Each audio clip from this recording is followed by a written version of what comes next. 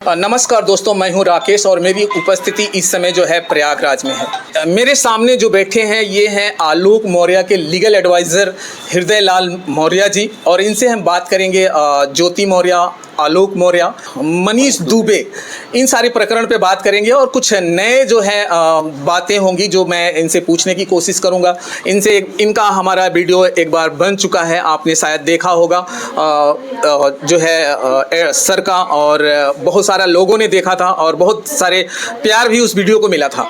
तो एक बार फिर से सर आपका स्वागत है हमारे चैनल। बहुत बहुत धन्यवाद, आपके दर्शकों को हार्दिक अभिनंदन। सर क्या हो रहा है, लोग जानना चाहते हैं, बहुत सारे व्यूअर्स हैं वो कमेंट करते हैं, फ़ोन भी करते हैं कि ज्योति मौर्य और आलोक मौर्य की केस में क्या हो रहा है। देखिए, अभी तो जो फैमिली कोर्ट में मामला है वो तो वही है, 18 को डेट लगा है, वो उसके बाद कुछ नया होगा। नया ये हुआ है कि शासन ने एक टीम गठित कर दी है और वो टीम अब जांच कर रही है, और मुझे उम्मीद है कि ज्योति मौर्य को बुला करके जो 6 लाख रुपए के करप्शन का आरोप है उस पर जांच करेगी। शायद 3 टीम का अभी जानकारी है, फैक्ट मुझे नहीं पता, 3 टीम गठित की गई है और वो सारी टीमें जांच कर रही हैं और उनको बुला करके पूछताछ होगी। और मुझे लग रहा है कि जो भी करप्शन का आरोप आलोक ने लगाया था, जो एविडेंस दिया था, उस आधार पर पूछताछ के बाद कुछ न कुछ कार्रवाई होनी चाहिए, क्योंकि करप्शन तो हुआ है। अच्छा, कहीं न कहीं ज्योति मौर्य को बुला लिया गया है, ऐसा कुछ हमने सूत्रों के अनुसार से मुझे पता चला कि ज्योति मौर्य इसमें प्रयागराज में है, ऐसा आपको पता है? नहीं, मुझे कोई जानकारी नहीं है, ये तो इन्वेस्टिगेटिंग टीम है। चूंकि मीडिया को भी बताया नहीं जाता है, मुझे नहीं लग रहा है कि टीम ने बताया होगा, क्योंकि बहुत सारी मीडिया वहाँ पहुँच सकती है। तो जाँच अपना वो शांतिपूर्वक करेंगे, जहाँ जो भी पूछना होगा अलग अलग टीमें अपने हिसाब से पूछताछ करेंगी। तो मेरी जानकारी में ऐसा कुछ नहीं हो सकता है, आई हूँ, मुझे जानकारी है नहीं। और एक बात और पूछना है कि लोग जो है इस बात को बहुत ज़्यादा पूछना चाह रहे हैं, आलोक मौर्य और ज्योति मौर्य एक साथ वापस आ सकते हैं या नहीं? देखिए, इस दुनिया में असंभव तो कुछ नहीं है। आलोक की इच्छा है कि ज्योति आ जाए। आलोक की प्राथमिकता उनकी दोनों बेटियां हैं, और अगर ज्योति मौर्य की तरफ से पहल होता है तो आलोक अपने परिवार को पुनः बसाने के लिए जरूर ज्योति के साथ रहना पसंद करेंगे। लेकिन कहीं ना कहीं इस पूरे प्रकरण को जो डिस्टर्बिंग फैक्टर है वो है मनीष दुबे। मनीष दुबे के बारे में आप लोगों को नई जानकारी नहीं, मैं एक नई जानकारी दे रहा हूँ। मनीष दुबे का जो मीडिया में चला कि सस्पेंशन हो गया जी, आपको पता है वो सस्पेंशन हुआ नहीं है। हाँ। क्योंकि जो मीडिया ने चलाया था वो था डीजी होमगार्ड के रिकमेंडेशन को उन्होंने सस्पेंशन मान लिया, जबकि ये प्रशासन का शासन को रिकमेंडेशन था, कार्यवाही नहीं हुई। सबसे शर्मनाक और आश्चर्यजनक विषय अच्छा कि एक सचिवालय में बैठा senior IAS officer Manish Dubey को बचा रहा है। ये बहुत अपडेटेड न्यूज है और ये विश्वसनीय सूत्रों, बहुत सारे लोग मेरे ब्यूरोक्रेसी में भी हैं, उन्होंने बताया कि सीनियर आईएएस ऑफिसर इन पे कार्रवाई नहीं होने दे रहा है, क्योंकि रिकमेंडेशन हुए करीब 20-25 दिन हो गया। आपने देखा होगा डीजी होमगार्ड का रिकमेंडेशन हुए 20-25 दिन हुआ। आखिर शासन कर क्या रहा है? प्रशासन के रिकमेंडेशन को तुरंत उस पर कार्रवाई होती है, और ये जो सीनियर आईएएस ऑफिसर है ये बचा रहा है। और उसी सीनियर आईएएस ऑफिसर के दबाव में अभी जो महिला कांस्टेबल थी जिसने अपना यौन शोषण का आरोप लगाया था, जिसने बयान दिया था, जिस बयान के आधार पर ये रिकमेंडेशन हुआ है, उस महिला को, उस लड़की को दबाव में लिया जा रहा है अपना बयान बदलने के लिए। आप सोचिए कि ब्यूरोक्रेसी किस तरीके से मनीष दुबे को बचा रही है। यह एक गंभीर सवाल है, और आपके चैनल के माध्यम से मैं माननीय योगी आदित्यनाथ जी से निवेदन करूंगा कि वो उस सीनियर आईएएस ऑफिसर को आइडेंटिफाई करें और पूछताछ करें कि किन कारणों से, क्या कुछ लेन देन करके इंटरफेयर हो रहा है या किन्हीं रिश्तों के कारण इंटरफेयर हो रहा है, लेकिन इंटरफेरेंस काज किया जा रहा है, और अभी तक यही मुख्य कारण है कि कार्रवाई अभी मनीष दुबे पर नहीं हुई है। दोस्तों, जैसे कि अगर एडवोकेट की माने तो इन्होंने कहना है कि मनीष दुबे को जो है बचाया जा रहा है, यानी कि अगर कहा जाए तो एक तरह से संविधान को जो है आगे आने नहीं दिया जा रहा है, उनको रोका जा रहा है, उनके कार्यों को रोका जा रहा है, तो कहीं ना कहीं कुछ गलत हो रहा है। और दूसरी एक और बात है, जैसा कि हमने पूछा कि ज्योति मौर्य और आलोक मौर्य क्या एक दूसरे के साथ हो सकते हैं, बहुत सारे इस चीज़ को जो है बार बार पूछ रहे हैं। और मैं आपको एक बात और बता दूं कि सर, पूरे भारत की जनता ज्योति की बुराई तो कर रही है, लेकिन साथ में एक दुआ भी कर रही है कि आलोक और ज्योति काश जो है एक साथ हो जाएं। ये चीज़ें बहुत हो रहा है। बहुत सारे लोगों ने मुझे फ़ोन किया और चैटिंग भी किए मुझसे कि आप कोशिश करिए कि परिवार बच जाए। देखिए, एडवोकेसी हमारा प्रोफेशन है, लेकिन कोई भी व्यक्ति, किसी भी डॉक्टर, इंजीनियर, प्रोफेसर कुछ भी होने से पहले, वकील जज होने से पहले वो इंसान होता है। मानवता का जो एक तकाजा है वो पहले भावनात्मक पक्ष पे जाता है। मैं इस लेवल पर भावनात्मक पक्ष पे ये कहना चाहता हूं कि चीजें वही होनी चाहिए जो देश की जनता चाहती है। उनका अपना राइट है, क्या करेंगे क्या नहीं करेंगे, लेकिन देश की जनता की जो इमोशन है वो मुझे पता है। बहुत सारे लोग जो आप बता रहे हैं वही मुझे देश की जनता चाहती है। मेरी भी व्यक्तिगत इच्छा है कि परिवार बच जाए, बाकी ये दोनों जाने क्या होता है क्या नहीं होता है। लेकिन इस रिश्ते को बचाना मुश्किल इसलिए है क्योंकि इसको लगातार बाधा डाल रहा है मनीष दुबे। जैसा कि पहले भी कहा जा रहा था कि मनीष दुबे इस रिश्ते को तार-तार किए हैं। मनीष दुबे ने इस रिश्ते को जो है कहा जाए तो परिवार को, दो परिवारों को अलग किया है। अभी भी एडवोकेट साहब का कहना है कि मनीष दुबे अभी भी लगा हुआ है।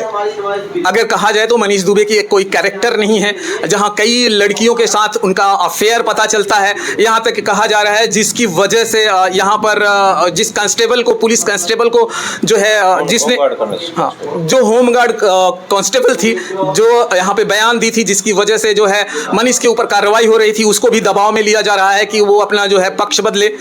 और ये जो है कहा जाए कि मनीष एक तरह से चाल चल रहा है और कहा जाए कि वो बहुत ही सातिर इंसान है। जो सातिर नहीं होता तो ज्योति मौर्य जैसी पीसीएस को अपने हाथों में, अपने कब्जे में कैसे कर सकता है, आप खुद समझ सकते हैं।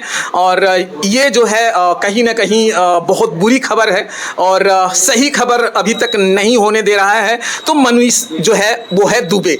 तो दोस्तों, मनीष दुबे के बारे में अपनी भर भर के कमेंट करिएगा और बताइएगा कि मनीष को आखिर क्या होना चाहिए।